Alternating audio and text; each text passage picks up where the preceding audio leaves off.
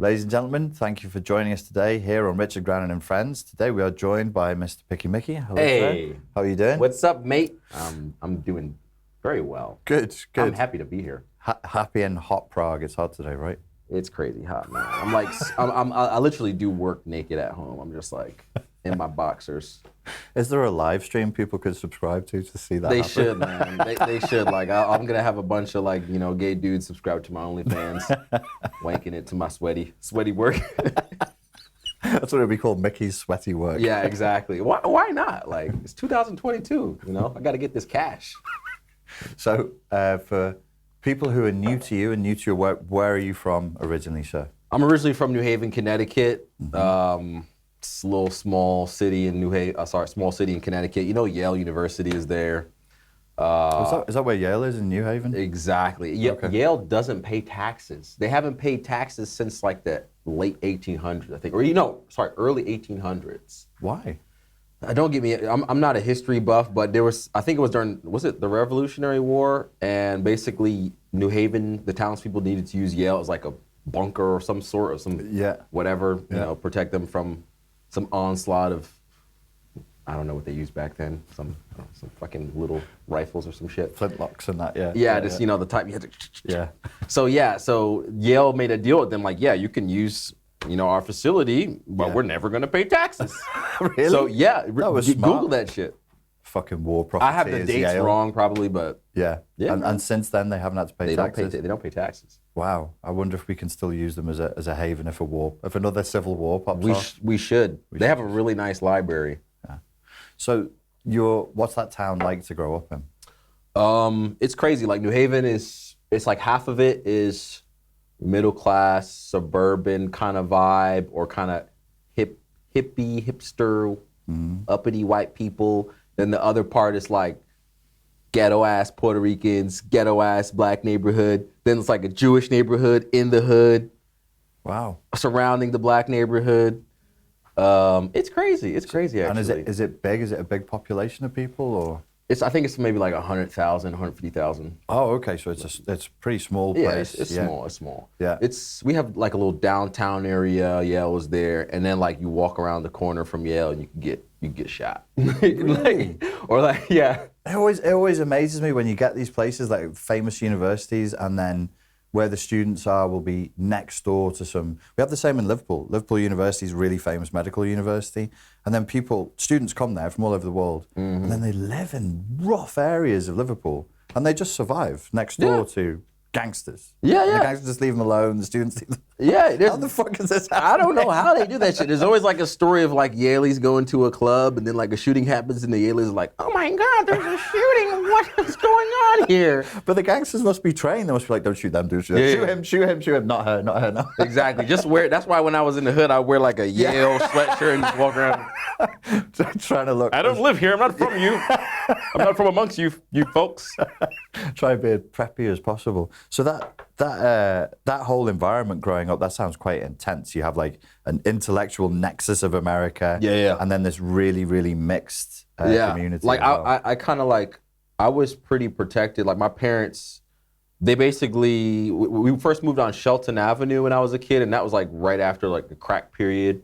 So that was like early 90s. So I'm born in 88. They had the crack epidemic went Oh through yeah, there as well. like most of my mom's friends from high school are like dead. Like Shit. yeah, like there used to be drive-bys and guns and all type. Like crack infiltrated, and that was the thing to do. So a lot of people that generation were drug dealers or ended up being like drug addicts, or broken homes and shit. So when I remember living on Shelton Avenue, and you used to hear gunshots. Yeah. Or my mom would somebody would ring the bell. My mom like, don't answer that bell. It's a drug dealer. And I was like, this is really weird. Like drug dealers are ringing bells and shit. As a kid, I was like, damn. So then we moved to another neighborhood. We were always trying to get to like a safer part of the city. Yeah.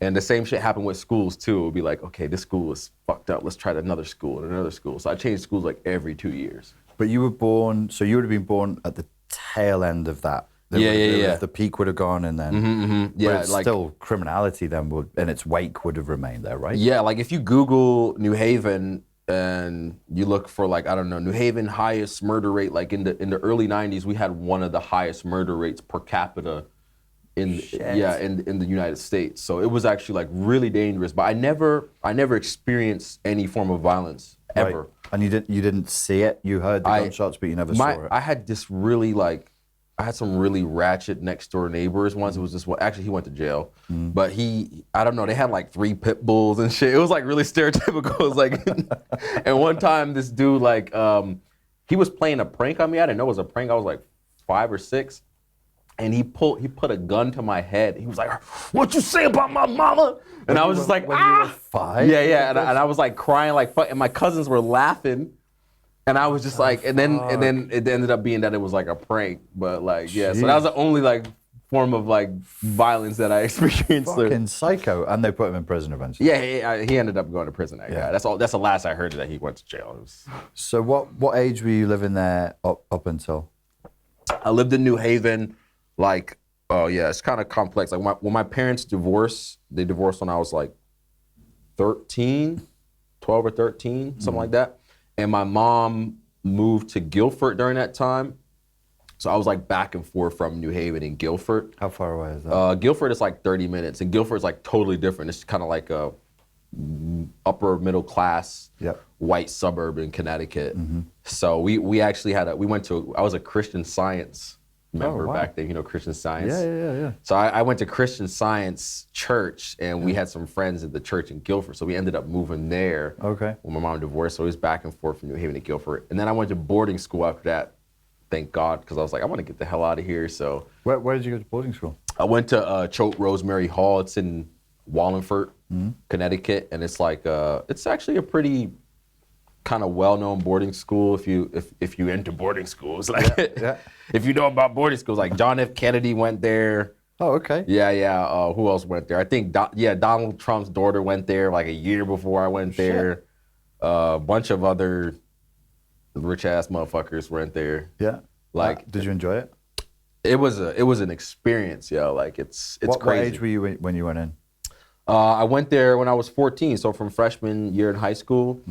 Yeah, this is a long story. I did when I was in middle school, I wanted to, basically my brother had an open house. He's 2 years older than me, and there was an open house for boarding schools. I was maybe like 11 years old. So it was some all boys schools there, some, private schools, some boarding schools. So I was just a little kid looking around like, oh shit, damn, this is cool. So I found there was I think it was school, it was called Loomis Chaffee. Right. And that was a boarding school, and I was like, what's a boarding school? And they're like, yeah, you can live away from home and da-da-da-da. And I was like, live away from home? That sounds lit. Like, okay. So I told my mom, I said, hey, Mom, I'm going to apply to boarding school when it's time to go to high school. Yeah. So I went through the application process. I applied to like 20 schools or something. Yeah. And I got into all of them, and then the next decision was about money. So I had some full rides here and there, some half tuition opportunities. Were you getting that because you're a smart kid? Yeah. I was like, I went to this charter school, which is basically like, you ever watch those old school like 90s films where it's like, the white guy comes to the hood and like saves the little ghetto kids. There's about 6 or 7 of those fucking things. I lived that shit, man. So like this, I lived that shit.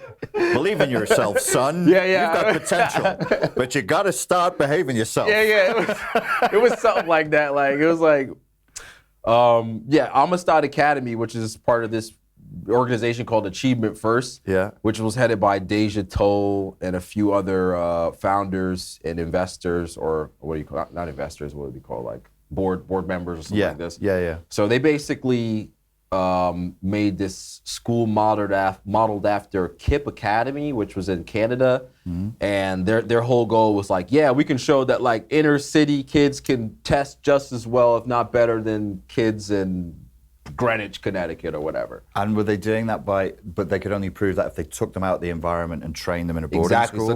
So they made a charter school, which is basically like, instead of getting funding, public funding, you get private funding, and then you can lobby for a portion of it to be like publicly funded. So these board members, they probably were investors then, weren't they? They were putting their money kind of like, into it? I mean, there was big board members, like Spike Lee was on the board.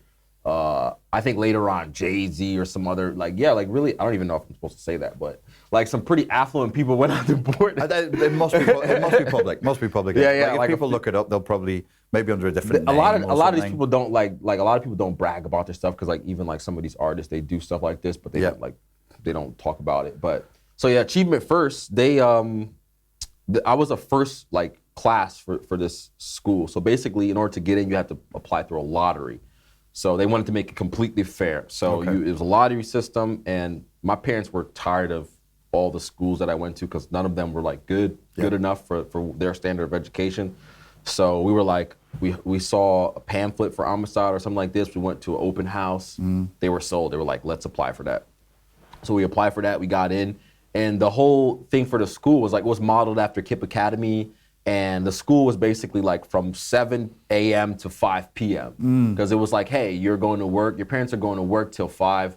When kids get home at 1, they can get into trouble. They can get all influenced by different things happening in the neighborhood. So they kept the kids there till 5. So we had a long ass school day.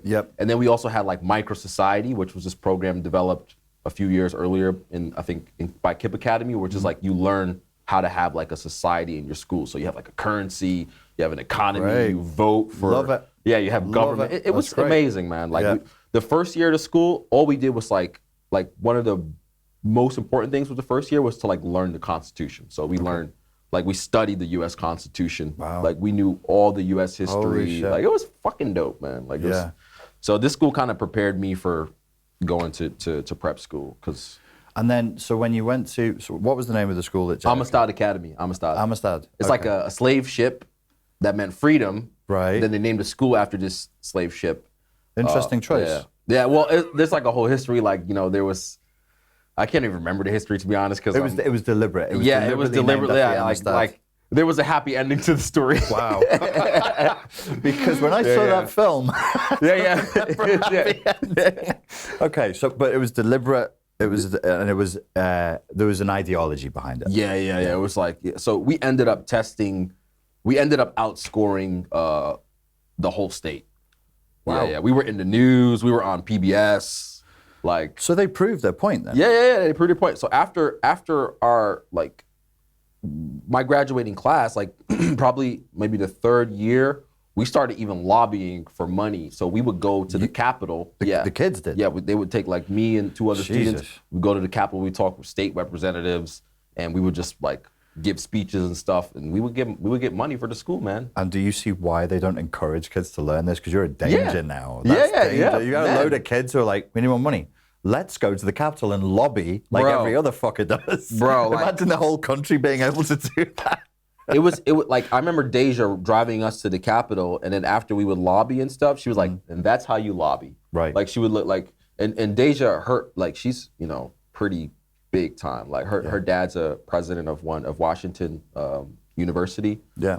And she's like really into this like education, politics. We had like senators coming to our school and shit. Holy like, shit. It was crazy, man. Like Lieberman. I think if I remember correctly, I might have met, I think, Biden back in the days. Like, really? I don't remember. Can you smell your hair?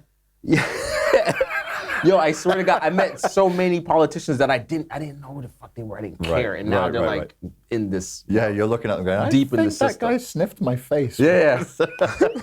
Yo, like, I swear I can't remember who I met, but I met a lot of politicians who are now I see on TV, and I'm just like, oh shit, we met that guy when we were like 11. So they proved their point, and you were one of their success stories. Yeah. Like me and my 3 friends, me, Kevin Walker, and Akeem, we were like the poster boys. So and we all went to boarding school. We all went to the same boarding school. Oh, that's cool. So they literally would just like, even after we graduated, they were just like, yo, we're meeting this. Can you guys come give a speech? We'll come give a speech. We'll help lobby. Yeah. After that, they modeled 8 schools, or I think at least 8, around the whole coast, like East Coast, after that school. So then they made Achievement First. Yeah. They made like 4 or 5 schools in New York City and Brooklyn, Crown Heights. I can't even remember everything because I just, so much shit happened a long time ago. I worked in the British education system for 5 years, and sometimes they would get me on projects similar, not quite as big as this. And I would see this kind of process taking place. So I know there's something that you've papered over here, which is you must have been tested and found to have a high IQ. I don't even remember, man. I'm sure they did that shit. But like, I was like, We call in the UK we call it gifted and talented. So we had a talented, yeah. Oh, okay. So but we didn't have that at our school. They kind of got rid of it during that time. But you had the same thing, no? Talented and gifted. Yeah. We have it would be slipstreams. So you'd have different streams, and then you'd say, okay, these kids are really smart, but in the classroom they're in right now, it's going to make them dumb. So what do we do? Like they literally can't fucking learn, bro. Those kind of things happen, but they kept a lot of stuff on the low. Like, so if you were tested, you might not know. You wouldn't even know. Or they were like, I mean, they were Democrats, right. So you forgive them that? No, no, because like, I mean, I came from, my family was like Republican, so. There was times where like certain things I would challenge in class. Yeah. And they would, and some of the teachers would like try to sway me into the other direction or something like this. And you don't want to think that way, son. Yeah, my parents would come in and be like, hey, what did you tell? You said this to our son? Or my dad would come in like a suit and I need to have a conversation with this teacher. And he was like, oh, fuck, Mr. Bailey's here. Oh, shit. And then they would act really, oh, yeah, Mr. Bailey. So, and then some of the new teachers would come and they wouldn't know the deal. And they'd be like, oh, yeah, don't fuck with Jared, like Jared cause problems. No, but there was like, my teacher, Miss Piqi, she was like a really good teacher. In her class, they're gonna get so pissed at me for talking about this shit, they see it. But her class was like excelling the other classes. Right. So they were like, fuck, we gotta like split these guys up. Yeah. So they split us up the second year or the third year, and then that you wouldn't overshoot the other classes. Which was fucked up. Like they got like this type of shit happening, like this kind of political stuff. And but that's a problem with the teachers. Some teachers were just better. Like some teachers, and you would also see that teachers got jealous of each other. Like, sure, it was crazy, man. Like I witnessed how adults are with kids and how a bunch of other shit gets in the way of them just educating kids. Isn't it interesting that you're talking about those teachers now? And at the age you're at, some of those teachers would be like 5 years younger than you are right now. Exactly. But you look up to them, you're like, oh, they're adults. And adults are just, well, they're all the same. 25 is 55 is 65. But you hit an age and you're like, yeah, when they were vain, when they were arrogant, when they were competitive, they're probably like 26, 27 years old, something like that. That's the craziest thing. And that makes me think about, I mean, I'm 33 now, so I'm like, yeah, if I was 25 and dealing with those things, I could have made some similar mistakes. Yeah. And like there was one teacher who was like really passionate. That was Miss Piqi, and there was a few students in our class who were like homeless. There was one girl who was literally homeless. Shit. So Miss Piqi would have her staying at the school late night, and Miss Piqi would stay there and allow that student to sleep at the school. Oh, damn. And it was crazy, man. Like when this stuff started coming out, a lot of the teachers felt like she was too involved, and it was also hard to hide from the students because we would find out about this shit. Sure. Yeah, it's hard to cover that up. Yeah, man, but it was crazy. Great experience, though. So at age 14, you end up going to this school, which is a famous school. They stick you in America, did you wear uniforms in boarding school? Or? Luckily not. Like I chose one that we didn't have to wear uniforms. Because I had to wear uniforms all throughout middle school. So I was like, looking through the school, I was like, no uniform, full ride.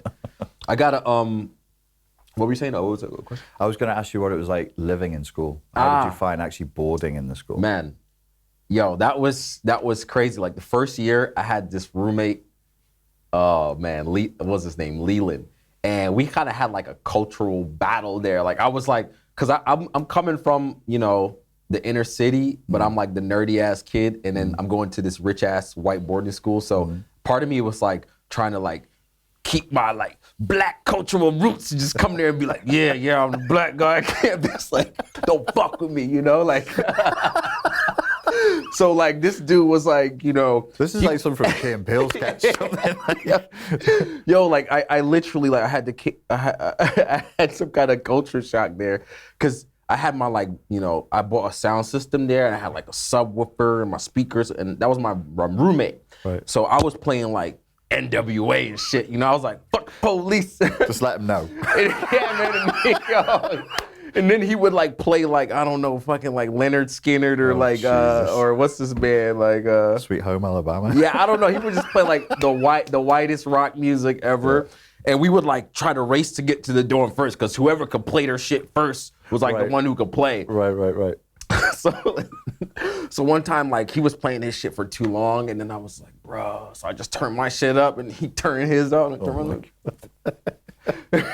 And then, like, I think one time my fucking speaker broke, and I said, this motherfucker, did he break my shit? Yeah. Like, and he bought like a new set of speakers, because he had these little puny little, like, I don't know, these little pussy ass speakers. And then I had to buy like a new system, and I bought an even bigger system, man. It was crazy, bro. Had a race war right Yeah, there. he literally had a race war, man. But the craziest thing is, like, after that year, like all this white music got stuck in my head, and it just kind of like broadened my horizons and shit. Like, I was like, you can play your music. Yeah, man. I'll listen. I'll endure this bullshit. I was like AC/DC, all this shit, and I was like, I kind of like this shit, he man. Like, that's what the Run DMC sampled that. Okay, that's cool. We can do that. So it was actually good, man. And I was like, that was the thing. Like, my first year was like, my goal was like, to be honest, my main goal was try to get some pussy, because like, was it mixed at school? Was that? It was girls and boys. Yeah, no boy pussy. But like that came later. Nah, but it was like, okay, all throughout middle school, man, I didn't get any play from the ladies. Like, I had like one. Actually, I went to middle school prom with like the hottest chick in the school. Like, I finally, like, last year middle school, finally, like, the nice guy thing finally pulled through. Right. And like, this girl, like, she was, I don't know, she stayed back like 2 years. She was like 20 in eighth grade. No, she wasn't that old. But I took her to prom, and I was like, man, maybe I'm gonna, like, this is 8th grade prom. So I was like, maybe I'm gonna score. And it just ended up that I like danced with her for like 4 hours with a hard on, and like it wouldn't go down. How old? I was like 12 or 13. That's a fucking win. Yeah, that was a win, man. 100%, that's a win. Yeah, and her like blouse was so thin. So for me, it was like, yo, I literally, I think I might have like prematurely orgasmed several times, bro. Like several times. That was like the most action I got. So when I went to boarding school, I'm like, yo, I'm at boarding school, I'm away from home. Yeah. I gotta get some pussy. Yeah. And I felt miserably at that, man. Like, really? for the whole, like, I dated this one Filipino chick, Alex. Well, yeah, no. Hey, Alex. But yeah, so, and then I was like dating her for like maybe a month, and then parent-teacher day came, and I was not allowed to have a girlfriend. My parents were super strict, so they were like, no girlfriends till you're 17, blah. Yeah. So they came to my parent-teacher conference, and this crazy-ass teacher of mine, my math teacher, she's a gossip queen, so my parents come sit with her, and I'm with my parents, and she's like, oh, did you guys meet Jared's little girlfriend, Alex? Oh, and my parents are like, no, we didn't meet Alex. Jared didn't tell us that she has a girlfriend. So after that shit, my parents come to me, and they're like, you have to break up with Alex today. You know you're not allowed to have a girlfriend.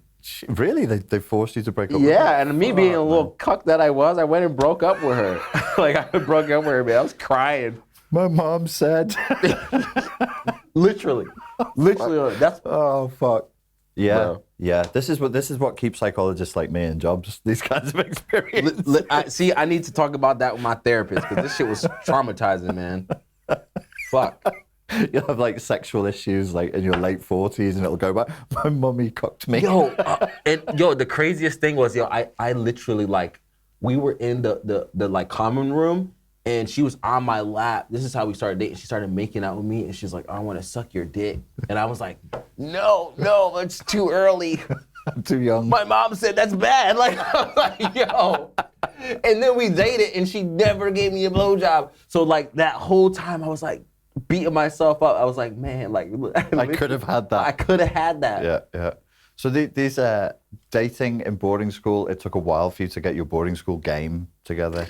A while, man. It took like maybe 2 years. I literally had to like change my whole like swag, because I was like 14-year-old swag. Yeah, yo, straight up, bro. Because it was like all these preppy white kids and rich kids, so they were kind of like scared of us. We're like the only few black people on campus. Okay. So chicks used to literally, like, if you're walking down the path, they would just like kind of veer like.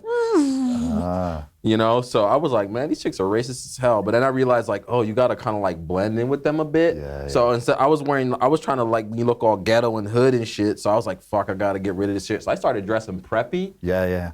That fucking changed everything, man. That worked.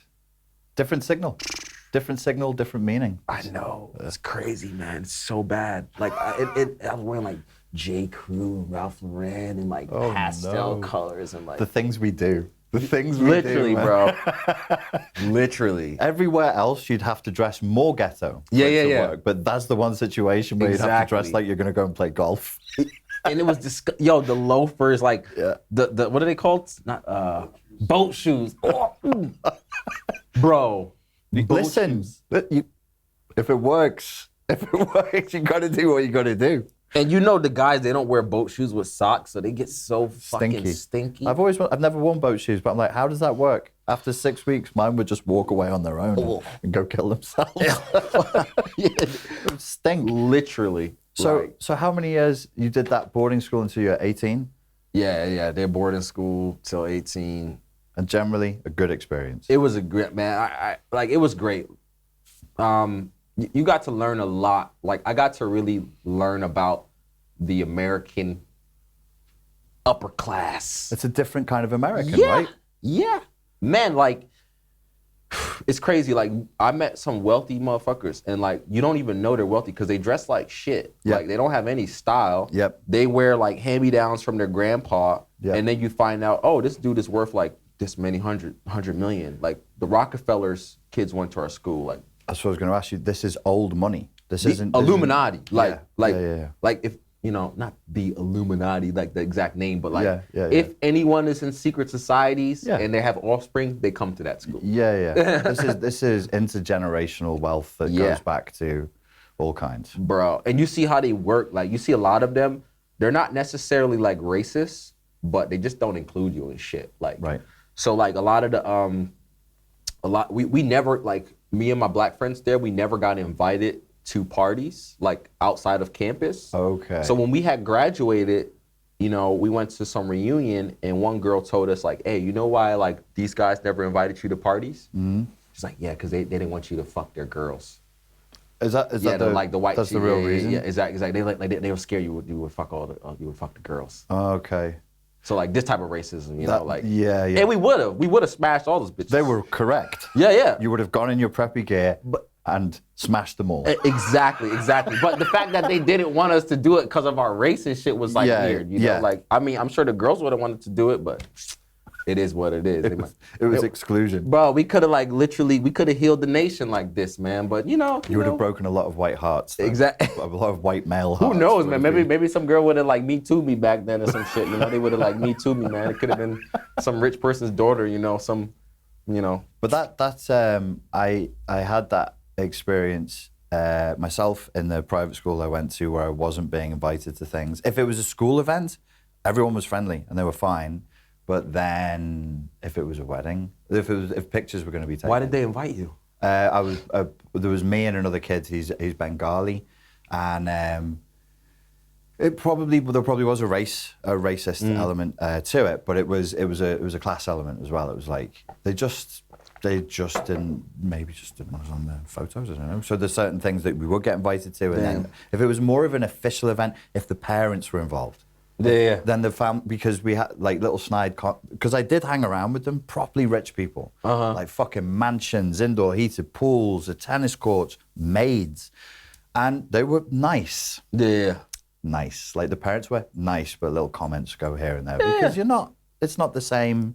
It's not the same world. It's not the same world. Yeah, they just don't want to mix you together, and they kind of like. But the racial element as well, that must have added a degree of, it's painful. You must have experienced pain from that. Yeah, I did. It was like definitely frustrating because like some of those preppy white lacrosse chicks I really wanted to smash. Yes, I understand. Like, or I just wanted to vibe with them. Or some of them like we vibed and then it was like, oh, you see them with their homies and they don't say what's up or they don't say hi, but alone in class they're like buddy with you. Right. So and then years later, a lot of these chicks got in touch and they were like, oh my God, I have so many nice memories of you. And I'm like, who are you?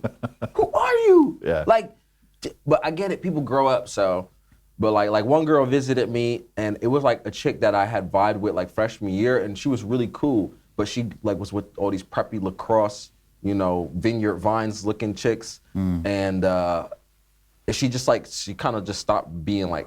I couldn't get any closer to her as a friend, just as a friend. So then we got in touch years later, and she was like so excited to see me, and I was just like, whoa, this is interesting. So yeah, these people grow, and now she's doing like all types of philanthropy and this type of shit. So a lot of these rich old money kids, like this generation of them, they're not even necessarily into their parents' thing. They want to like fucking go to Africa and go to South America and live in a goddamn rainforest and feed starving children and shit like this. Things are changing. Cool. Things are changing. They are, and also. I mean, we were discussing sexual strategies with Pierre before. I think once you get into an environment where there's no consequence, like some of these girls really would have wanted to hook up with you, but they couldn't, or they felt they couldn't, and then they get out of school and it's like nobody's gonna know. Okay, let me hit them up on Facebook. Nah, bro, literally, I should have. I was like, I'm gonna keep it like. I mean, one of my teachers there, he told me. I mean, I don't know if it was right from him, but he was like, he went to Choate in the '80s. And he told me like, don't be sexual with these girls. Like he was like, because when you get older, he said they're always gonna hold that against you. Really? Yeah. So even back then, but he was in a different generation, so it was like even more racist. And he was like, because was this a white guy saying this? This was a black guy, black teacher. And he was warning you. He was saying these girls could say things that will hurt you later. It was basically like I didn't understand it as much then, but he was just saying like. Yeah, don't have sex with them because like when you get older and it's like when you want to network or do something business-wise with them, they'll hold the stuff against you or like it won't be the same. So that's like kind of the knowledge he dropped on me. It was like, yeah, don't fuck with these. And do you think he was paranoid or do you think he was correct? I think he was like, I think it was coming from his perspective because, he was already like in his 50s during that time. So it was like a different generation. Like he went to Choate when he was literally like one of the first black people to go to that school. Right. So it was totally different. And I think like then like, even the kids were even more elitist back then. So maybe it could have been like, he goes to some reunion or wants to, network or somehow, and the girl's like, it's okay. And that's what it's like, right? With that old money, it's networks, it's reputation, and people hold things over each other. They find out something, it gets in the back, and then they just need it later on, maybe. Perhaps. I also noticed like a lot of kids that were like really wild, like a lot of these like old money kids that were really wild. I hope they watch this shit. That'd be funny.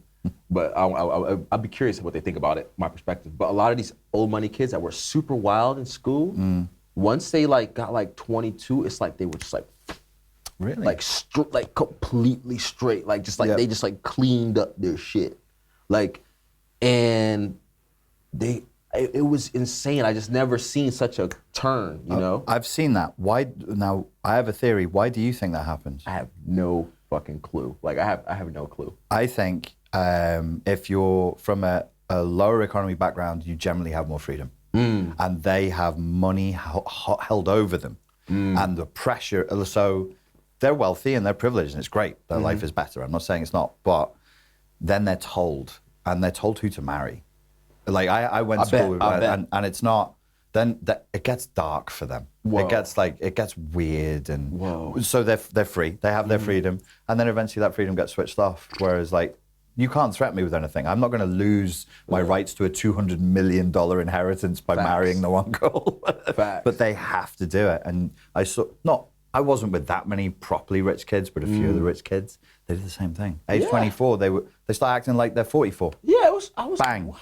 Yeah. What happened? Yeah. Like y'all was wild as fuck, partying, drinking, smoking, sniffing coke. Yeah. No, somebody's taken them out to the lodge and had a conversation with them. Like, hey, listen here, son. Listen here, son. You want this trust fund? Yeah, exactly. Yo, kids got trust funds, man. Like, that's what I'm like. Yo, when people talk about like privilege and shit in the U.S., I'm like, there's a different type of. Like, that's not just white privilege across the board. Like, if you got money, that's a different type of white people in the U.S., man. Like, these are not just regular poor whites. And that's something worth saying, isn't it? Is like, if we go, white people, I'm always like, which? Yeah, like, exactly. Who are you talking? Are you talking about like Armenians and Croatians and Bosnians, or are you talking about this old money intergenerational wealth white people? That's it. Like, they can't go broke, and that was one of the things. Like, I noticed, like, yo, when you meet these wealthy people, like, they literally They can do anything. Cause like imagine if your parent is a doctor, if your parent is a businessman, you already have a different understanding of how money works.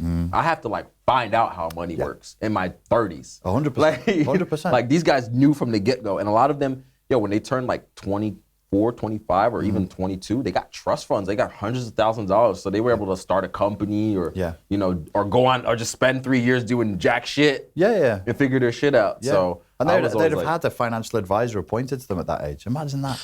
Who's going to sit there and say, what do you want to do with this money?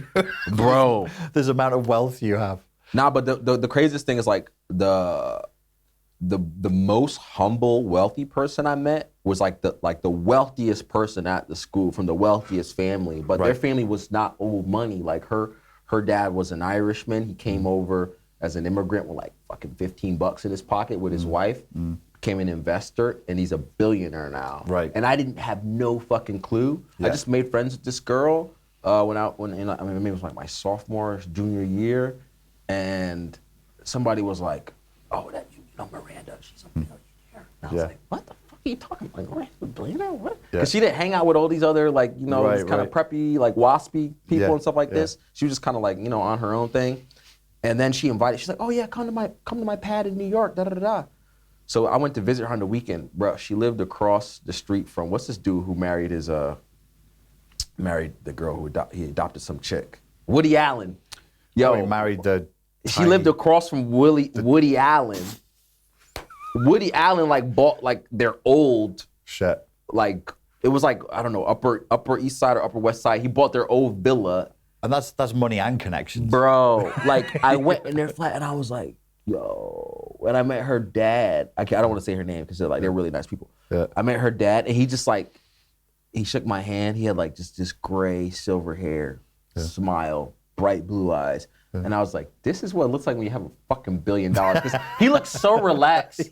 Like he looked like he just had like, bro, he looked like he had just 10 time massages that day, a blow job, like gourmet sushi. He was just like, hey, I was like, yo, he's so relaxed.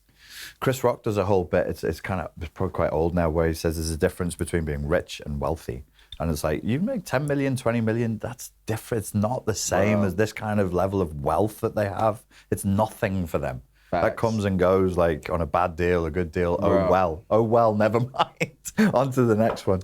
And it was crazy, like, when I saw that, I just noticed like, oh, like you can be wealthy and nobody fucking knows. Like you can meet some guy and you just never know. You can't judge anybody. And then you realize like how to treat people, because in boarding school, it was like I made friends with whoever wanted to be, like I was just cool with everyone, especially after school shootings and shit happened. So anytime I saw the loner dude, I was like, I want to be best friends with this motherfucker. Like I'm not trying to get shot. Yeah. So I would make friends with the most outcast people. The kid that gets a pass. He's like, you leave now. Yeah, exactly. Oh, you good? You're like, don't fucking kill me. So I made friends with like everyone.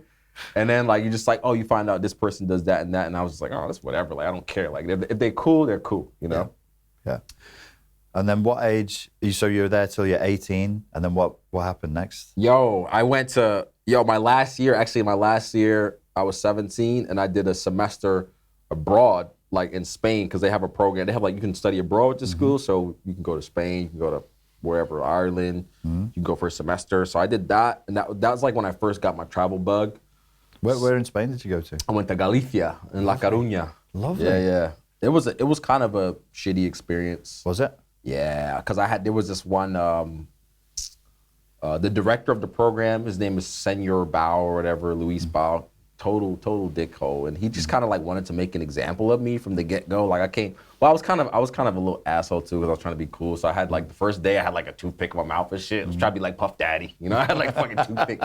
He was like, he told me in Spanish, like, take that toothpick out your mouth. Yeah. And I was like, what did he say? I don't understand. No comprendo. You know, like, and he's like, take that toothpick out of your mouth. And then he finally said, take that toothpick out of your mouth. And I was just like, oh, my bad. But I was just like, bro, like, my toothpick, man. I'm here traveling, like, doing my thing, you know? So he was just kind of picking on me and shit. And yeah, man, I snuck out. And my Spanish parents like ratted on me. Oh shit. Yeah. So he came the next day in class and he was like, two of you snuck out last night and went partying. Oh shit. And he was like, which one of you was it? And me and my friend, we like, you ain't seen shit. So, man, they hit us like he found out from my parents and my friends, Spanish parents. So they put us on like probation and shit. We got in trouble. So it was kind of like a shitty experience. And after your year in Spain, where did you go to next? Then I went to, I applied to a bunch of schools. Like, I wasn't really excited about university so much because I was just like, I don't know where I want to go. I applied to like Miami, I applied to NYU, I applied to, where else? Columbia. I applied to a bunch of schools and I only got into a few. I didn't get into my dream school, which was NYU. Like I was like waitlisted there or some shit and then I didn't get the wait list. What did you want to study there? I had no fucking clue at that time. Oh yeah, I applied first for the music program there at NYU. For the Clive Davis music program. I didn't get in. It was heartbreaking. Like it was heartbreaking for me. So I went to all my other options. I was like, the money wasn't good. The scholarships weren't what I was looking for. So I decided to go to Western Connecticut State University for a year. My goal was like, okay, go to this state school for a year, get a 4.0, and then transfer to NYU. Okay. And it was kind of like, it was a humbling experience because I was like coming out of this prestigious school and like everyone was going to like, nice schools and shit, or like quote unquote nice schools. At the time I was like, I felt like a bit embarrassed because it was expected of me to like go to some fucking Ivy or some little Ivy or some shit like that. And it just didn't happen for me. So then I went to Western for a year and I did really well there, man. It was after coming from Cho, it was just easy. For me. So I literally got a 4.0. Yeah. I didn't for a year, I just focused on school. It's like not gonna fuck around. Cause in boarding school, I worked hard, but I kind of didn't take it that seriously. Cause I was mainly trying to just like enjoy my teenage years there. Yeah. So then, I transferred to NYU, and NYU, they gave me, they were like, yo, we don't have any space on campus, so you can go to one of our campuses abroad for a semester. So they gave me the option of Prague, Buenos Aires, Florence, London, a few other spots. And I was like, I don't want to go anywhere where they're speaking English. Let me hit up Prague. I've never been there. So that's how I came to Prague, man. Oh, shit. So you were studying at NYU, but you were living here? Yep. I did like a semester here. Had the time of my life, man. You love Prague? It was crazy, bro. Like it was 2007. Oh, nice. So, and this is where like, it was still like Czech people were new, like black people were new to Czech people. So you literally go to the club and girls are just like, do you have big dick? Like they would buy you drinks. Like, yo, literally, I'm coming from the US where a girl's never gonna buy you a drink. And if you're not even a certain age, you can't get into the club. Or if you don't have like 3 chicks with you, you can't get into somewhere. And like chicks are like, you gotta pay for everything. So I get to Prague and girls are just like, no, here. And I'm like, can I pay? Never! Like, no, you're a guest. So I was just like, damn, this is the spot, man. I can see why you chose to come and live here. Yeah, man. I was like, I mean, it's not like that. No, I still like that. Like, Czech girls, man, they'll pay for your drinks, man. If you find the right girl. Not that I need a girl to pay for my drinks, but it's like nice to know that like women want to pay for your drinks. You don't feel bad about it. Yeah. The culture here is very different, isn't it? Exactly, bro. Like American girls. How did you end up in like Prague your first time? I don't think I remember. Oh, the first time I came here, it was a friend of mine had been to a stag do here, and then he wanted to come back. It was the guy I told you about before, my friend from school. And then he was like, "Oh, come with me." So I came here, and I saw nothing of Prague. We just stayed in bars and drank the entire time. And then I wanted to come back. I spoke to Pierre in 2019. Came back here in the summer. It's beautiful. It's a beautiful city year round, but like in the summertime, Prague is fucking amazing. And I really liked it. But I appreciate the difference in culture, because where you're talking about American women and with British women, especially when you're in if you're dating, like generally speaking, the attitude here is just fucking 100 times better. Facts. Yeah. Facts. That's the thing that keeps you here. Yeah. Like it's easier to date here. And of course, yeah, nothing is perfect. Yeah. But just to get a date is like 10 times easier. Yeah. And you end up being more confident because you're like, yeah, actually, I'm actually a good-looking guy, and I have something to offer. Yeah. I'm not a little peasant like in New York City. I feel like a fucking peasant. Well, it's normal for people to approach each other here. Like it's not a social taboo here yet. To be able to walk up to somebody and say, hey, I think you're good looking, and just talk to them. And they might be like, oh, I've got a boyfriend or whatever, but it's not like, I've got a boyfriend, go fuck yourself in the eye. Exactly. Like, oh no, I actually have a boyfriend, but thank you, have a nice day or whatever. There isn't this, I think it's a side effect of the gender wars in the USA and in Britain as well, where things have just gotten, between men and women, they're just shitty. Like the whole thing is aggressive. Really are, man. Yo, I'm so happy that I haven't been. I mean, I miss the States, but I haven't been there for so long, so I kind of missed this whole like gender war and everything. Yeah. I just seen that from afar, just looking at that shit like with my popcorn, just like, oh damn, what's going on there? Like, how are you guys doing over there? Yeah, that's happening here. Me too. Oh shit, damn. Ooh, I miss all of that. Like, I miss all of that shit. Like, I mean, yeah, there was a little like, I mean, back in. When I went to New York, it was like, after coming back to New York from Prague, I mean, New York was amazing. That's like, it was my dream to go to school there and just to be there. Yeah. But I was like, yo, this is a whole different dating game. Like, you really gotta like, you have to like make sure you look like you're cool. Yeah. Like, look like you have something about you that people should, there's some type of notoriety or somehow you kind of have to play with that and fake it. Yeah. And then the dating scene, this is before apps and stuff, so you literally, like, you had to have cold game back then. Like, yes. You had to develop cold game, which means that you could just, like, approach a girl in the bar and they already have everything, like, they have all this barrier, and you're like, how can you break that barrier? Yeah. So I had to fucking, like, I was, like, reading, like, dating books and shit. Like, I was just like, me and my friends used to have like meetings and congregate. Like, okay, guys, what have you learned this weekend about the game? Yes, how can we get more pussy? Like, what's the strategy? You got to crack codes and learn different systems of thought. And it's. I think that's a similar thing. Like London would be a super similar thing, where it couldn't possibly just be. Oh, I'm a guy, you're a girl, and we're here. We both have a head. And so that's something we have in common, which is nice. We're alive now. Should we talk? We're both breathing. We're both breathing, so for now. Let's talk. Whereas there, it's like very aggressive, like, well, who are you? What are you going to do? What are you going to do for me? And you have to signal, I'm a very important and special gentleman. Yeah, exactly. Yeah. Really aggressive. No, it's like, I noticed like there's little hacks like in New York. There's definitely hacks. So if you were, me and my friends, we got involved kind of like, my friend was a promoter, like a club promoter. So that means, he would like bring girls to the party. So we weren't even of legal age to get into the clubs, and he was promoting. So we would literally like, bring girls to the club, and we got into the club for free. We got free drinks.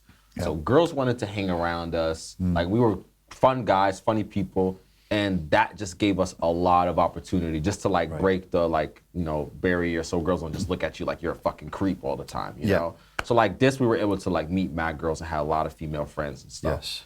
So that helped a lot. Like, if you're a promoter in New York City or something like this, people are already like, oh, and it's superficial as hell, because literally you'd go to the club and they give you like a table. Your job was to bring 20 girls there.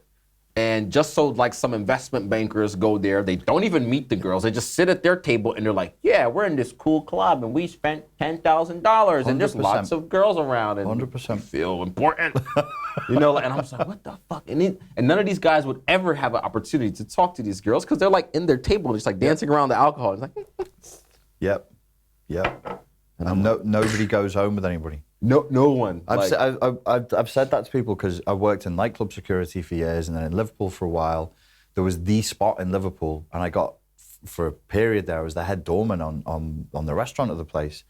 And I was like, I've been trying to tell people for years, like, you don't know what clubs really are. It's a fucking casino. The house always wins. They're like, no, guys go in there, girls go in there. I know, my friends told me they meet in clubs, they go fuck. I'm like, they don't. They don't. Percentage-wise, of people who walk in single, they fucking go home in a taxi with a kebab. They go home single. Facts. Massively. Occasionally, yeah, of course, but it's rare as fuck. What was it like working as a security guard? That sounds awesome. Well, I did it. I did it again recently, just to Nice. have the experience again. It's strange. It's like being the one sober person in the zombie apocalypse. Oh yeah. So you're surrounded by just insanity, and you just have to. You're like a parent to a bunch of drunk toddlers who are like falling over each other and vomiting and stuff. But Damn.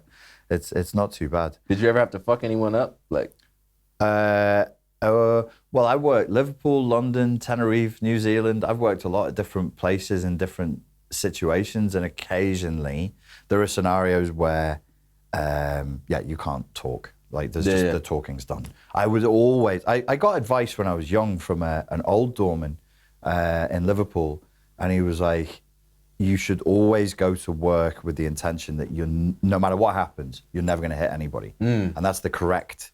that's good. That's good. the right way to go. But you have gangs of guys who like, especially after the lockdowns, you have people who go out and they're going crazy. Yeah. And you can't talk, and sometimes you can't even restrain people. Wow. You do have to like hit them, which is it's unpleasant. It was part of the job for a while. It got so bad in Tenerife. I was working 6 nights a week. I was fighting that much. I'd have to go to work with bandages on my hand because I was going to hit somebody in again. Tenerife. In Tenerife, yeah. Wow. Yeah. And what was it like? The people just. This is after COVID. Oh, sorry. No, this is Tenerife. Back in the 50 days. years ago. There was no reason for this other than that British people love to get drunk. You know the worst yeah. that you see in Prague, your stag do's. It's just that. Damn. So they're from rough industrial cities in the north, like Glaswegians with Geordies, with Brummies, with Scousers. They're all in a big clique. They get together, they drink, Oh snort my some God. coke. They just get rowdy and start want to scrap. Yeah, and you can't be like, gentlemen, please, it's not the policy of the club for you to be. Yeah. They're already throwing. They're already like, yeah. Damn. Yeah, this is crazy. This is one reason why I don't like clubbing. Like, I'm like, I don't club now unless we're organizing the event. And I'm just like, when I go out, I'm like super aware of my surroundings. Like, I'm just like looking around. I got some post-traumatic experiences where I'm just like, is there a way out? Is it this? Oh, I'm looking at people. I'm just like, I don't want to. I'd rather just stay home. So you've seen things go horribly wrong in clubs before? Yeah, in clubs, and especially when you don't. In Prague, there's not like good security in clubs. Right. And most of the security guards here are like skinheads. Yeah. Or they're like just like weird meatheads. Meatheads. So yeah. they don't really have courtesy and respect. So they're literally trying to create problems instead of solve them. Or they're just not paying attention. Some of them are just not even fit to be bouncers, like physically fit. It's interesting you say that because I saw 3 guys last night on a bar I went into, and one of the guys came in and I saw him get out of breath walking across the club. Huge traps, huge shoulders, and I'm like, with a belly like this. I'm like you're saying, the 3 of them, huge, shaved heads. I'm like, what are you gonna do? Yeah, exactly. You have to be fit to not hit people. Hitting people is the easy option. Wrestling with them and like going, come on, we've got to, hand them over to the police. That's hard. Exactly. There was only there's like one good bouncer here. His name is Cooley that I know. He works at our party sometimes. Then there was another guy back in the days who owns, I forgot the name of the club, but this guy was like, he used to do like security for Gaddafi. Right. So this guy was like legit. Like nobody fucked around in that club when he was working there. They just had respect for him. Yeah. So even just like kind of, like gangster guys, it was like a level of respect that they just wouldn't mess around in the club. Or if there's something, it's like, bring this shit outside. Yeah. Like don't do this shit in the club. Yeah. So, but yeah, man, the security, you gotta have good security, man. It's hard to find. Yeah. Germans have amazing security, man. Like when you go to Berlin, they got fucking like earpieces and shit. They're like looking around. What is he doing? 9. They're on their fucking earpieces and shit. They know who's doing coke in the bathroom. They're like, oh hell no, that's not our coke. We didn't sell that shit.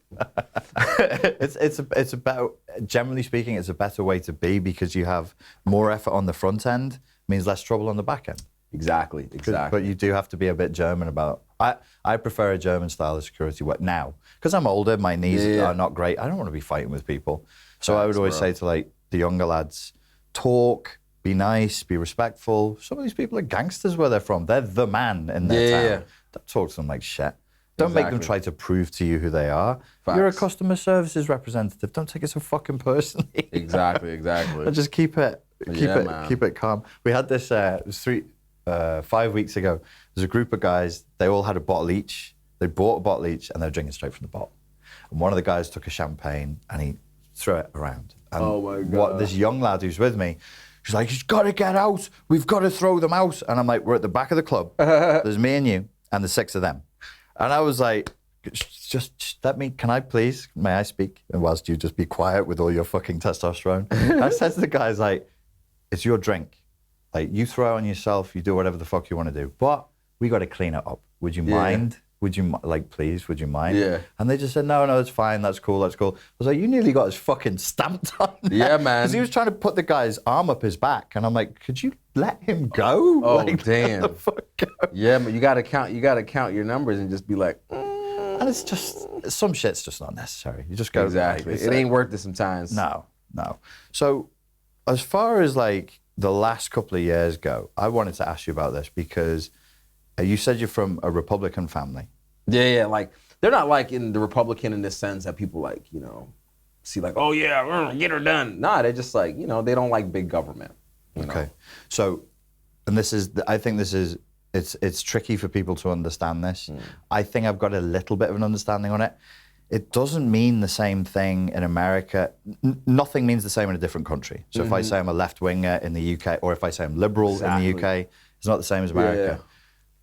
Maybe Republican meant something different in the 50s, but right now, 2022, Republican in America is anti-authority, right? Anti-authoritarianism. Yeah, like for example, my dad, they always voted Republican 9 times out of 10. Not that like they like politicians who they voted for per se, but just like the taxes were always lower during Republican presidents.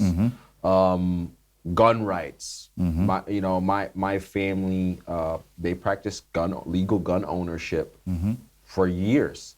So especially from my dad coming from the hood and being like, he went through a lot of shit growing up. So he's the type of guy who wants to be able to protect himself and protect his family, and he assumes that the worst possible situation could happen. Yeah. Especially where we're coming from. Like in our city, it's like crazy crime. Yeah. And for unnecessary crime as well. So I think like these type of things are what I would describe as this type of Republican. It's like being able to own a gun legally, not having all your money that you earn fairly go to the government, being responsible in the sense like that. I think like my dad and my mom always taught us to take accountability for ourselves and to not, like we never at any point in time, my dad like educated us in the whole history of America, especially African history and African American history. So despite slavery, despite racism, like it was always taught to me that I could do anything that I want to do as long as I put my mind to it, and never to fucking blame somebody for something or something like this. Like, yeah, we were taught, oh, these things happen as a result of this, but it was never like, oh yeah, blame Whitey for this or something like that. It was never like that. So Black Republicans or Black conservatives in the U.S. typically think this way. Yeah. Whereas when you meet Black Democrats or now I would say like the Black liberals, not all the time, but they tend to, like especially in modern day, they tend to put a lot of focus on racism and on activism. Even though we already been through that shit. Like if you watch like Malcolm X, and he'll tell you, like what's his quote he has, like he says like Republicans and Democrats, they're both, I can't remember what he said. He said they're both racist, but he said the Democrat is like, this is this kind of sneaky one, and it'll pose as your ally. He didn't like white liberals very much, or at least he went through a period of really hating white liberals. Yeah, he went through that period. Fake allies. Fake allies, and this is, I can't say that this is all across the board, but from what I've seen in the United States, when it comes to inner cities, most of the inner cities have Democrat liberal politicians, whether they're Black or white, and we still have high crime rates, high rates of poverty, no fathers in the homes, and stuff like this. So it's like, why do we keep voting these politicians into the government and they're not improving our communities? In fact, our communities are deteriorating. Yeah, they are. And once in a while they'll bring up a statistic and be like, "Oh, there's 100 new black millionaires in the United States." Well, that's nice to look at, but if you look at the family and the black family as a whole and look at the whole statistic, well, it's actually kind of fucked up. Yeah. Like there's a lot of work that needs to be done. And part of it is like, I think it goes to how people vote, man. It goes to how people vote. Like people will focus on like one, like when it came to Donald Trump, people will focus on like, oh, he said some racist shit. And I'm like, okay, well, now you see that you had more money in your pocket when he was a president. You were able to, it was easier for you to open up a business, start a business. Like, so all of these motherfuckers are racist. Yeah. Which one are you gonna choose to be able to get your wallet right? It's not like you can say Clinton or Biden, they're not racist. Yeah. Biden is a career racist. I mean, he hung out with, like literally Ku Klux Klan leaders and shit. Like, even though they were former leaders, but he went to this guy's eulogy and said such great things about this guy. I can't remember his name. It was something Bird. But like, I mean, if you go, like, you can just go find old video bites and old clips of Biden. Like, the shit that has come out of his mouth, man. He's like literally like a Jim Crow segregationalist. Like, and historically? Oh, God, yeah. He's Like, fucking terrible thing. And he literally said, yo, I remember during the election, he was like, if you don't vote for me, you ain't black. Like he said that in the interview with Charlemagne. Yes, yeah. And I'm like, yo, if you can't see that this guy is not the guy to vote for, I can't see, I don't understand you. Didn't he conflate poor kids and black kids in a speech as well? Yeah, he was like confused. But he was like, what did he say? Poor kids are just as, no, he said poor kids are just as smart as white kids or some shit like that. Like, that's the one. Or and he has all these like, come on, man, the poor kids are just as smart as the white kids. Popcorn, what's his name? Was that story? Was it like, is it the popcorn story? Is like whatever, like corn pop. Corn pop. Corn pop. Kids, they were touching the hairs on my legs. The kids, bro. Like, and he does all this shit like. He's a conservative. Well, I sometimes think, as an outsider to America, is he a conservative's nightmare or a conservative's dream? Because he is. Everything that the conservatives said is wrong with the Democrat Party. Look at the Biden administration now. Facts. That's what I'm saying. Like, he's actually, like, when you think about him, he's actually like a down south conservative, old school guy who poses as a progressive. Right. But man, these guys are just they're warmongers just like any other politician, man. You're never gonna change the shit. It's America. It's fucked. So there was a period of time, I think I told you this when we were out drinking once, where I had a business and I was a partner in LLC in America, and the demographic that we worked with was black conservatives in America. We were selling, it was to do with self-defense and home invasion. So there would be gun owners, a lot of ex-military, a lot of ex-police. What a pleasant time of my life that was. Like, it's like the business dealings, the interaction, the emails back and forth. And I was saying to Pierre, like, I think imagine how hard it is to be black and conservative in America. Oh, I'm not American. I'm not black, but as an outsider, I'm like, that's tough. If you identify as that and then use that terminology or anything like that, you get branded now as like a Uncle Tom, or they call you a coon. Sure. And you can get called these names by white liberals or by fellow African Americans, and there are white people saying that? Yeah, I've seen like how progressive. Yeah, no, I mean there's like videos where like there's like a white person yelling at the cop like, "You house N-word, or you coon," or something like this, and like and it yells at a black police officer, and I'm like, bro, like that's the thing. That's the thing for me about racism. It's like I find that there can be racist white conservatives as much as there can be racist white liberals, as much as there can be racist black liberals or racist black conservatives. Like, you can have racism from any race. It doesn't matter who's in control of the government and who has the most money or most power. That's all bullshit, man.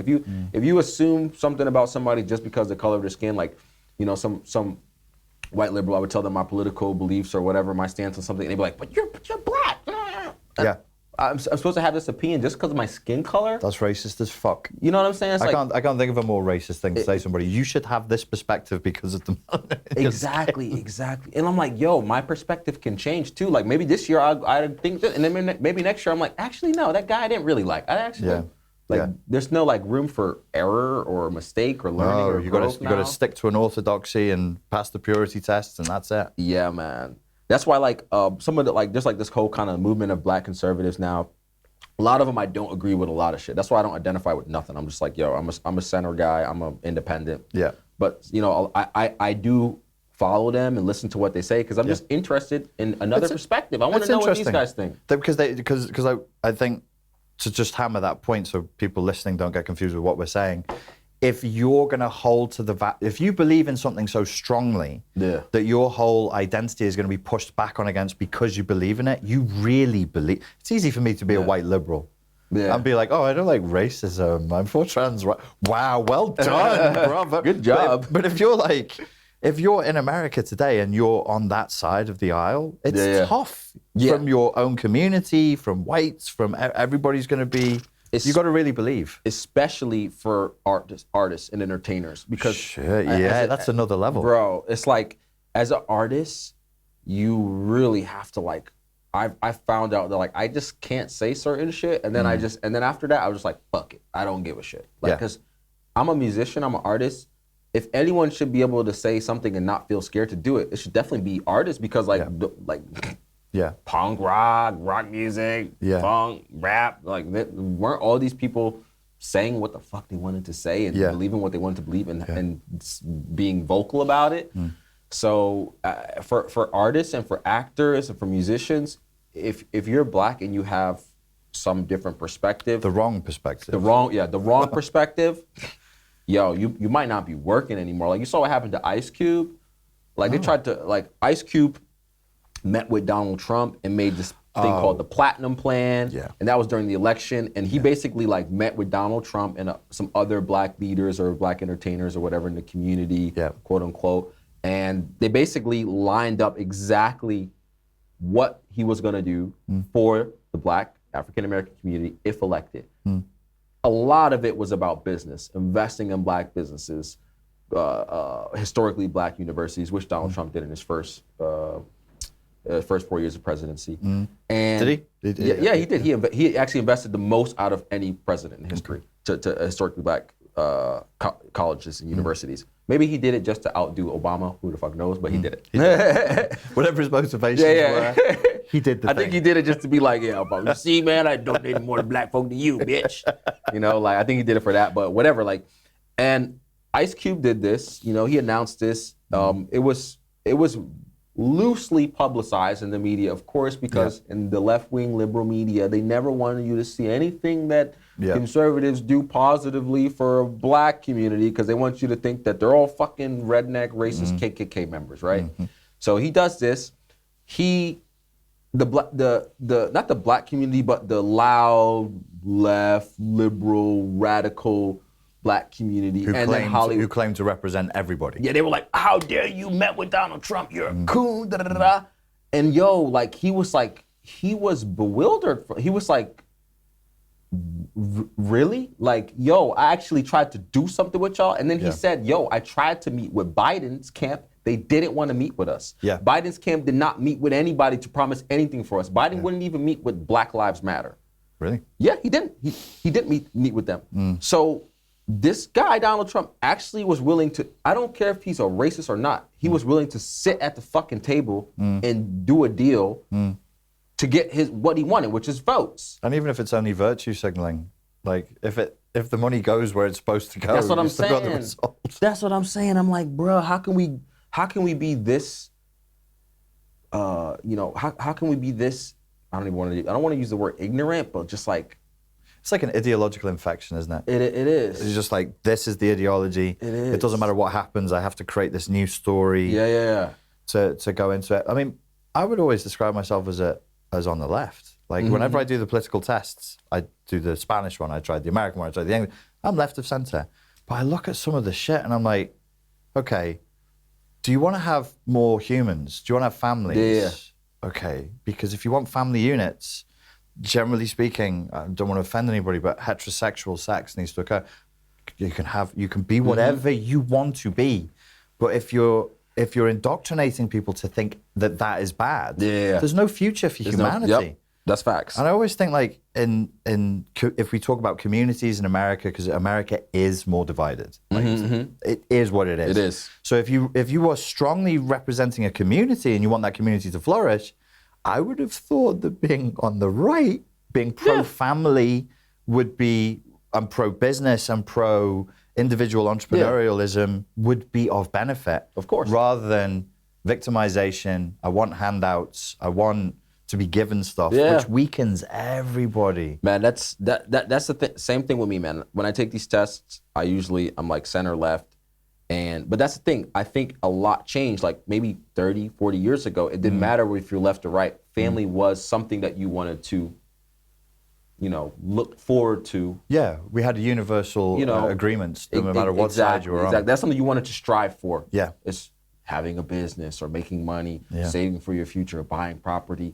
All of these things that were not necessarily political. Yeah. So this thing became politicized later on to where it is like now, if you say you're left, that means something totally different. Like, I mean, when as I got older, I realized, I see where my parents were thinking about this stuff now because they had to think about those things. So they had a family really early. Yeah. So thinking about things like protecting themselves, about taxes, about savings, about money, about the economy, about jobs. These are things that they were worried about and concerned from the age of 20, in their early 20s. So they already were kind of like living how they would have to live if they were, having kids in their 40s or some shit. Maybe they would have been a different, political spectrum when they were young. But I noticed, like you said about the family, about sex. Heterosexual people create gay people. They create queer people because literally you need a male and a female to create a child. Yeah. So you need heterosexual love in a sense to continue the society. Yeah. They're gonna say the argument that you can adopt. Right. Well, you can adopt. That's great. That's beautiful. Who are you adopting though? A child from heterosexual union. Exactly. And that's not about hate. It's just a fact. It doesn't mean that you can still love and treat your neighbor as you want to be treated, no matter what their preference are. But look, I would say, well, let's look at what's happening. I'm talking to you. I'm talking to Pierre XO, and you guys are saying the same kind of things, like because obviously things have gotten so skewed. I wouldn't say that either of you are classic conservatives. Nope. I would say that you're both LGBTQ plus friendly. Oh, hell yeah. And looking at your audience. Yeah. But we've got to a point where we have to kind of say, hey, and also being heterosexual isn't bad either. Exactly. No, that's what I think. Like when it comes to like, and I understand all the counter arguments. Like for example, Pride Month. It's like, be proud. But I also want to be proud. But I don't want to be proud for something that is, innate. Right. I don't need to be proud for my sexuality. You were just given that. I was given that. You're born with that. Yeah, it's like I don't feel proud to be black. I'm black, whatever. I'm proud of things that I've learned. Yeah. I'm proud of skills that I've learned and experiences that I've had that have benefited me. These are the things that I'm proud of. Yeah. And I'm not proud to be American. Why should I be proud because I was born on this country? Like I don't want to wave the flag. Like, look at me, American pride. Yeah. Because maybe somebody else might be offended at that if we went to war with them or some shit. So I'm just like, be proud of like, other things besides these innate things. I wonder sometimes if it's moved beyond left and right now, and there's more of a authoritarianism seems to be one thing that we face as a problem, and that kind of identity politics. Like politics, man. Like what matters about you is immutable characteristics that you can't fucking change. Man, it's crazy because I mean, in the past few years, I've gotten more. I started to believe a lot of shit that I didn't necessarily believe would be true, and I'm like, literally, like, this is all about. It's a lot of it is about confusion, divide and conquer. Like these is tools of evil, in my opinion. It's to confuse, to make disorder, to make chaos, to take simple things and complicate them. Yes. Like, for example, okay, you can be a male or a female, and you can exhibit traits that are feminine or masculine. Cool, fine, that's great. But why do we have to make 1,000 different names for this, and then like identify with those things and hold them as if they are like you're. Like, for example, people say you're an ally. We use that when we're talking about war. Yeah.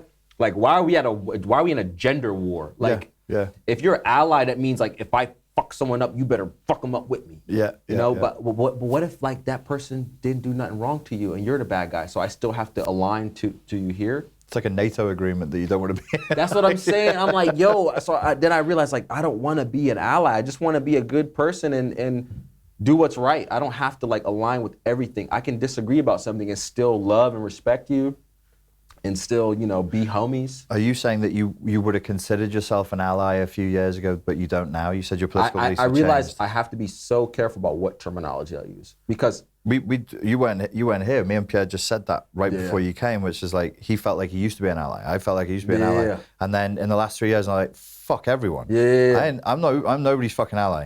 You got a problem? Fix it. You want my help and you're respectful? I'll talk to you. I'll help you. I'll help any human being. If I can, I'll do it. But just being rigidly like, I am an ally of this group or that group. Nah, it's done. Yeah, man, I agree because it's like I realized, I got caught up in a lot of stuff just out of compassion and empathy. Yeah. But then when you see that, your compassion and empathy gets used. Yes. And then you become an enemy just because of one thing you disagreed with or one thing you just didn't understand at that moment in life. Yeah. And there's no room for you to grow. And instead of like trying to educate you, the person says, well, you should know because you're an ally, so I shouldn't have to fucking educate you. You should know about it. You have Google. And I'm like, bruh, like, seriously? You think I'm gonna help you now? Could you imagine if parents talk to their kids like that? Hey, daddy, what's this? You should fucking know, go use Google. You have a computer, don't you? I shouldn't have to explain to you, you are human. Like, tap into the universe. Why'd you have a bad relationship with your father? I don't know. Yeah. And I'm just, Maybe they used to yell at me all the time. They've killed. It's such a strange thing because maybe I play psychology too much, but I look at this behavior and it's so similar to classically described borderline personality disorder. Oh yeah. Where they call it something like, I think it's called compassion fatigue or empathy fatigue. Borderlines burn out your empathy. So eventually, you're like, I feel sorry for you. You had childhood trauma. You got these problems. I'm here. But they do your head in so much that by the end, even professionals, even therapists get this compassion fatigue. They're like, I don't care I used to care. Do you remember when I used to fucking care? And you've been such a twat. Yeah. But I feel like this is taking place on like grand scale with these big movements. Oh, it's happening. I mean, in the West, it's happening a lot. It's kind of spreading into certain facets. I mean, we see it a lot as, public personas and stuff because it's really in that field. But it's scary because even while we're having this conversation now, like there's some things I'm like, oh my God, can I say that or can I not say that? Right. And I'm just like, yeah, I should be able to say it. Like I don't mean any harm to anyone. I love all people, and I make mistakes too. Fuck it, I say some shit but like, am I a bad person? Am I a naughty boy for thinking this or saying that? Everybody fails a purity test along a long enough timeline. Yeah. There's people out there who think they're not going to fail any purity tests. That's fucking narcissism. Yeah. We all fail. And this is why like these big socialist revolutions, it's a snake eating its own tail every time. The Bolsheviks did it, the Stalinists did it, Khmer Rouge did it. When you've not got anybody else left who's the enemy to put on trial and then execute, you start executing each other. Yeah. And then there's one man standing left. Like you got to kill yourself because you failed the purity tests get worse and worse. Yeah. It's just, oh my God. It's an insane way to live, man. How is it with people in your generation? Like, do they also get caught up in this kind of like ideological warfare and this kind of, like? I think we were the most resilient. I think Gen X was the most resilient to it because boomers got infected quite quick. I was surprised to see how quick boomers. Millennials fell like quickly. Gen Z the fastest. I feel so sorry for them because they have nothing to fall back on. They're so impressionable. They're so open with this stuff. They don't have the time to think. You're lucky as a millennial. You've had different experiences. You traveled. And you're in weird class environments because even as a kid, you just got to sit there and think. So I think if you've had the experience where you're not thinking in 2D, you're not thinking white people be like, women are all duh. But if you were raised in a town somewhere and that's all you knew, then that's all you know. But yeah, Gen X fell. We fell as well. Like my generation, they're absolutely. I've had my friends tell me, yes, we need to put children as young as 8 on hormone blockers because if they get to 15, it's too late.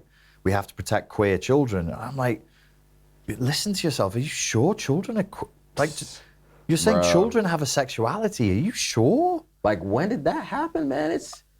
It's really crazy. I can't remember the guy's name who started the gender. He actually coined the term gender identity or gender ideology. I watched What Is a Woman last night. There was John Money. I loved it. Did you love it? It's great.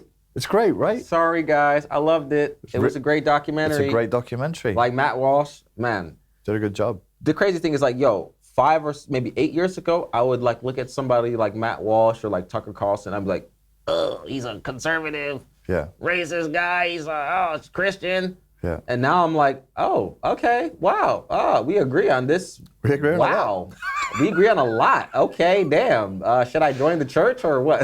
I think when the world stops being this crazy, we can go back to just not listening to these dudes. We're Exactly, like, no, exactly. fuck that guy. He's a dork. Exactly. But right now, I'm like, wow, you're the only person who Bro, makes yo, sense. the What Is a Woman documentary was amazing, man. Like, I mean, and the greatest thing about it was that he interviewed all types of people. You know, he interviewed trans people, he interviewed people that detransitioned, he interviewed doctors, psychiatrists, psychologists, therapists, biologists, all types of people, chemists or, you know. Yeah.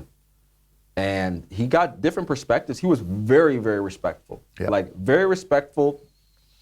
Never called anyone out of their name. Never got angry or upset. Like, I don't see this type of restraint held by a lot of people when they want to do documentaries or they want to interview people. A lot of times they can get upset or they can get irritated or angry or lash out. And but despite his different opinion, he was really like, you know. Yeah. So, and then the craziest thing was when he asked certain questions, people would just get angry or they would get nervous. And you see like, oh. Even professors. Yo, professors from top universities. What is a woman? Well, why are you asking me? What is a woman? Well, what do you think a woman is? What is a woman? You're doing gender studies. Tell me what the fuck a woman is, professor.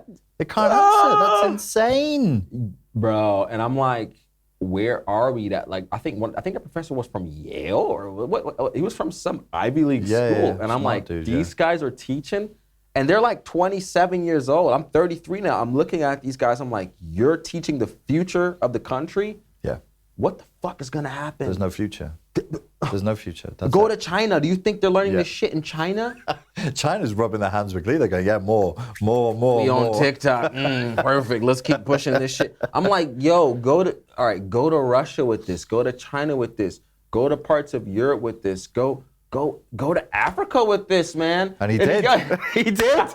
What was it? The Maui tribe. The Maui tribe, yeah. They were laughing at him like he was they loved him. At first they were all like that. Who is this guy? And the more he spoke, the more they're like, this guy's cool. Yeah, they were like, because they thought he was a fucking comedian. They thought he was joking. Like, yeah, bring him back. Yo. Let's have that guy again. And it's like, I saw that part and I was like, this is lovely because just juxtaposing those two sides together and seeing like, all right, let's go to Africa and see. Because a lot of the times, you know, the people give me this argument, which I understand. They go like, well, you know, like a lot of traditional tribes from this culture practice 5 different genders. And I'm like, okay, that's one tribe and how many people are there? Did you ever meet them? Yeah. And why are we talking? We live in America and in UK and in Europe. How does that have to do with our culture here? And it's actually really rare, and heterosexual union is still primary in these tribes. That's what I'm saying. So I worked in New Zealand, so I worked with Samoan guys who were Fafafinis, which is the third gender. So I didn't know that first. One of them started stalking me. He was a big dude. And I said to the other guys on the door I was working with, I was like, hey, is such and such, is he gay? He's following me around. I'm like, nah, bro, he's not gay. He just likes you. He's a Fafafini. I was like, what the fuck is that? It's a different, and it's birth order. It's just a different designation. Yeah. But it's literally, nobody's saying he's a different sex. Yeah. It's just, gender is fluid, and gender is a social construct. It's not in the meat. Exactly. That's fine. I can't disagree with, nobody could disagree with that. But that's not what these people are saying. Yeah. They're trying to put people in boxes that don't function. It's a non-functioning box. And the other thing is like, I understand if these cultures have that, cool. But in our culture in the West, I mean, it's just culture, right? It's created by humans. Yeah. It didn't exist or it doesn't exist. And to try to like create it and then force it on people is not the way to go about it. And they're not even doing anything creative though, because they're not actually saying, you know what I would have respect for is if they said, look, when we say Z or Z, I just pulled that pronoun out. it's a designation of a gender, and this is the third gender's role. And then we're gonna have a fourth gender, and this is that. So if you're let's make it up. If you're actually biologically female, but you feel quite masculine and you want to do this, this, and this, and you want to have these abilities, I'd say that's fine. Yeah. You're actually trying to create something with a purpose. In northern Albania, a woman can technically become a man, and then she inherits male rights and the property and the family, and she dresses as a man, smokes like a man, and has a vote within the tribal society as a man. I get it. That has a purpose. This just feels like a rebellion. That's what I'm saying. I agree, and yeah, I would like to see it as a purpose. That's why I ask people. I say, "Oh, what is this?" And like, okay, how do you describe it? So when you ask someone what is a woman and they can't even describe that, I'm like, if we can't define what is a woman, then how can we have 7 or 8 or 9 different genders if we can't even define the ones that we have already for got a long time? Yeah. So and most of the times people don't have an answer for it. It's just like they get pissed at you that you ask or that you even think like this, and it's like you're a bigot. But doesn't that sound like a psychosis? Because that's not reasoning. If I say, you tell me you're wearing shoes, and I go, yeah, you're wearing shoes. What are your shoes? And you're like, don't ask me. I just told you I got shoes on, bitch. Don't ask me what shoes. That's psychotic. It is. It's scary. It's violent. Yeah. I'm like, are we gonna fight? Are you gonna beat me up? Or like, did I say something? Did I trigger you? Did I trigger like a PTSD? Like, are you seeing Vietnam? Like, trip out. Like, do you see your father just beating you and I don't call you by this pronoun or some shit? So I'm like, what was I gonna say? No, it's that's the thing. Yeah, when people get angry about it, or no, the other thing they say is, well, why do you even care? And I'm like, I'm just curious, and I want to know. I'm a person who is curious. I like to have things understood. Yeah. Why do we have a dictionary? Why do we have an encyclopedia? Because we record information. We need data so we can understand and be able to communicate with the world. And we need agreed on terms. Everybody can't have their individual reality. That's insane. Because how are we going to talk to each other? So some of the people I was talking to yesterday were like, no, everybody lives in their individual reality. I'm like, motherfucker, you can't brush your teeth in an individual reality. You don't make toothbrushes. You don't make toothpaste. You don't make money. You don't make shops. Exactly. We rely on each other. We have to have cohesion. Yeah. There's something that confuses me. Maybe you'll have an answer for this. So gender is a social construct. So if I have a penis, that doesn't make me a man. So why would I need surgery? That's the other point. And it's like through creating this, in this gender ideology currently happening right now, it's like they're actually reinforcing the binary even more. They're biological essentialists. Yeah, because now it's like, oh, in order to become a woman, you need to transition and do this and do this and do this and this and do that. Yeah. And then you have to have these type of attributes. I'm like, so in that, according to your theory, I don't need to have these things. I should just be able to say, oh, I'm a woman. I can have my beard and I can do this and I can dress like that. And I shouldn't have to like aspire to have these qualities that I associate with femininity. Yeah. So I would understand that, but it's like we have to be consistent here. I need consistency. Otherwise, there's no internal logic in this ideology, is there? That's what I'm saying, man. And it's sad for me because so many quarrels are created amongst families, amongst friends, just from these disagreements. Yeah. Like I've lost a lot of friends. Like, I lost a really close friend. Like she just like blocked me, unfollowed me. Even we were dealing with some business, some parties together, and she just like cut me off from that, even though I had because of this. Yeah, because specific issue. Because I made a story where I said, hey, I want my friends who are, a part of the queer community. I see that a lot of you are really pro-vaccine and pro-pushing it and shaming people for not having it. But I just want to let you know, just like I agree with your right to do what you want with your body, for example, I think that if an adult wants to transition, they should be able to transition. I don't think I should stop you from doing that. I don't think the government should. So just like you want that, I also don't want the government to force me to put a foreign substance, which is new and experimental, into my body. Yeah. So I would like to ask you if you could, be a little bit more open about that and supportive, because I've been supportive of you. And I noticed that you're supporting their physical autonomy, and you want your physical autonomy supported. Exactly. And I said this, and I noticed that I went to go check, and she was like, she had like unfollowed me, and I said, hey, like, is everything okay? Like, what's happening? I called her, she wouldn't answer. and she wrote me. I'm actually misgendering them. Sorry, they wrote me that. How dare you say what you say? That's completely transphobic. As a POC ally, you should know better. Just like you don't have to explain to white people, I shouldn't have to explain to you this. And I was like, I was so cordial. I said, hey, I'm really sorry that offended you. Quit with the I'm sorry stuff. What does vaccines have to do with transphobia? Bro. Bro.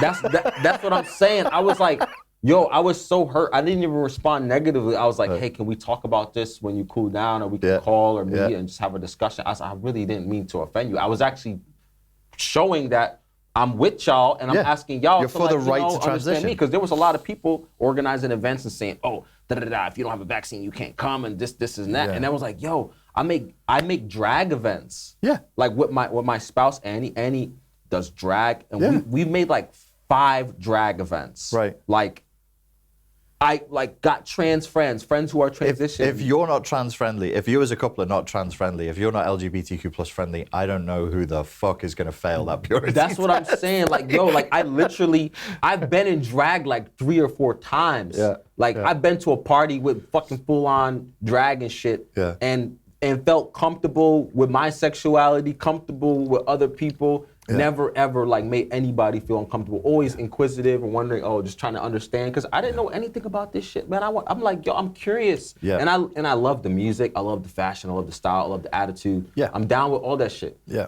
So I was like confused of how like, wow, and maybe it was some other personal shit she had with me, but this shit hurt me, man. Like this shit really hurt me, because I was like, bro, now. Because once they label you that thing, they go to tell other people, and they don't have to explain nothing. Oh, he's transphobic. It's done. Done. Like, even if the person is not trans, they're just, oh, Miqi's transphobic? Oh, fuck him. I don't want to go listen to his shit. I don't want to go to his events. Oh, he's I heard he's transphobic. It's really, really looking more and more like a mass psychosis as time moves forward. I don't know where it's going to go. One of the things I do want to say here, though, to just head off some of the comments we can get, neither of us are saying that an adult shouldn't be able to transition. I'm completely okay and encouraging of any adult to do whatever they want with their body. But there is a question about the ideological indoctrination of young people. That is where I take a stance, personally. And I learned that with time. Yeah. I didn't even know kids were being offered puberty blockers up until like a year ago. Yeah, no, it's recent for me as well. I didn't know that. So when I found that out, I was very like, what the fuck is a puberty blocker? Like, that just sounds weird. Why would you block puberty? Yep. It's actually probably a misnomer. I think. Well, based on the documentary, didn't he find that puberty blockers were actually the same chemical as chemical castration? Chemical castration, yeah. So it's actually a testosterone blocker. We're switching off the individual's testosterone. Exactly.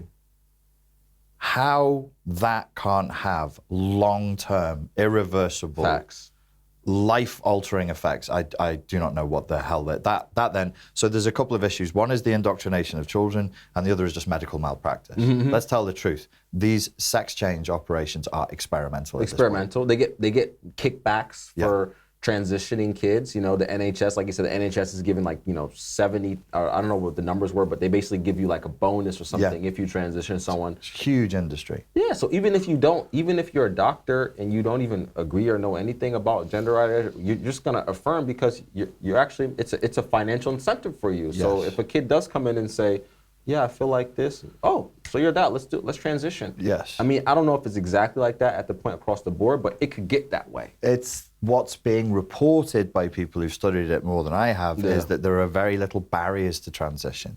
So you say you have the gender dysphoria, then you are given drugs, and if it doesn't sound like anybody stops you and says, okay, let's check. But they used to. And I only know through fiction. I only know through the Silence of the Lambs book. You know, Buffalo Bill. It rubs the lotion on its skin, the serial killer. Lotion on its skin, or else it gets the hose again. Yeah. He's a failed. He wanted to transition to being a woman, and that's why he kills. Now Thomas Harris is extremely psychiatrically literate. And this is a book that was written before 1992 because I read it in boarding school. And that character failed the tests. And that's why he's so angry. And one of the reasons why he failed is because people who are transgender are generally not violent. But he was violent. So he failed it. So there used to be checks and balances that have been taken away.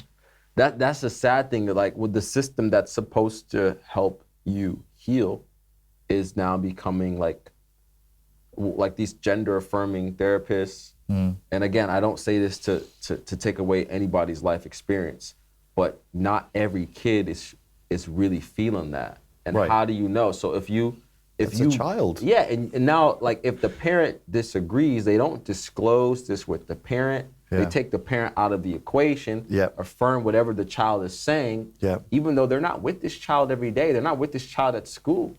Like, so this system has a lot of possibilities to do a lot of harm. And the question is, why is it happening and from who and what is the purpose of it? 100%. Like, that's for me, that's one of the reasons why I really started I really started becoming more spiritual and trying to understand how the world is working in a spiritual way.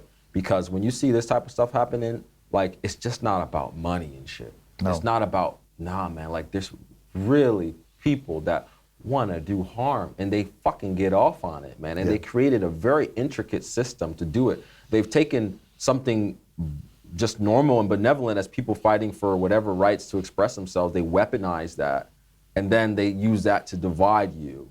So like, even someone like me who is open to this community becomes like an enemy to certain members just because of one thing, because those people were trained to like be completely militant about themselves instead of being like understanding and open and having a conversation, understanding that not everybody's gonna agree with you. No matter what. Hey, guess what, kid? Not everybody's gonna fucking agree with you, and that's okay. Exactly. And could you imagine like this generation of TikTok, when they get older and they get into the workforce, you know how many dickheads you're gonna have to like, it don't matter, it's always gonna be a problem and an issue. If the first thing you do is get upset and angry and fight and whine and I'm gonna report you, how the fuck are you gonna get through this world, man? No chance. How? There's absolutely no chance. So to bring us to the last question then, that's an interesting one to end with, would be, what would be your spiritual view? What do you think life is about? Man, it's constantly changing, man. I realize like, it's wild, bro. Like I grew up Christian first, then my dad, when my mom married my dad, who was technically my stepfather, but he raised me. He's my father figure. I was Muslim for a few years, then I was in Christian Science, then I was New Thought. Then I just became like spiritual, where I just learned about all the different religions and philosophies, whatever they may be. I take the best from each one. But when you look at shit and you find that like a lot of the shit that's happening right now was like explained to us and predicted and prophesized, you start to be like, oh shit, like even the war right now, man, if you read Revelations, man, this war is in Revelations, like the war between Russia and US. And is it really? Yeah. It's called, they even call Russia Ras or Ros or Rosh. I just get really excited when anything from the book of Revelations can be reflected in real life. Bro, so there is a piece in Revelations where it talks about a war between Ras and somewhere else. Yes, just Google it or go. It's crazy. My friend right now, he's reading the old Slavic translation of the Bible. So it's like in Cyrillic and it's like predates, I think it predates like Russian. It's like old Slavic. So he's like, it's even more clear there which countries they're talking about. And of course, if you read it in other different languages, you get like more clarity. So when you see shit like this, you just like, oh, fuck. Like some of this stuff, there's no stopping it. Like this shit's gonna happen. So then I realized, when it comes to religion and spirituality, it's all about start here first, start here. That's it. Don't try to push nothing on nobody. What are you doing with yourself? How are you improving yourself? What good are you doing? And if you're fucking up, like learn from your mistakes. Don't throw up your food and eat your food like dogs do, basically. And I realized that's the only thing I can do, man. Like I can't fix nothing. Only here. That's it. So that's a beautiful perspective. Miqi, thank you for coming. Oh, thank today, you, mate. Richie. I really enjoyed it. I'd like to interview you again if you're up for it. Hell yeah. Oh, you know we got to do it. Awesome. There's a whole bunch of stuff. Where can people find you if they want to follow you? Yeah, check me out, Piqi Miqi on Instagram, Piqimiqi. I got a new album out called Toxic Funkulinity. Nice. I make new wave funk music. It's kind of like if Prince, Depeche Mode, Michael Jackson, and David Bowie all had a little orgy and somehow made a child. That would be me. Yeah, so check out my stuff. Awesome, awesome. Ladies and gents, thank you very much for your time and for your attention, and I look forward to speaking to you again soon. Cheers. Peace.